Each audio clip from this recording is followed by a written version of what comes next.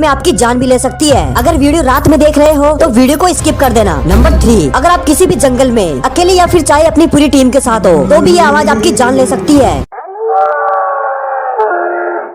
दरअसल ये आवाज एक मिस्टीरियस जीव गोटमैन की है, जिसके बारे में कहा जाता है कि इसका आधा शरीर इंसानों का और आधा शरीर बकरी का होता है। नंबर 2, अगर आप फॉरेस्ट ट्रिप पर गए हो और अचानक से रात में आपकी नींद खुल जाती है और तभी आपको ये आवाज सुनाई देती है। दरअसल ये एक यही नहीं, अभी और सुनिए। वेयरवुल्फ की आवाज है, जो कुछ ही जगहों पर पाए जाते हैं, जो देखने में और होते भी काफी खतरनाक है।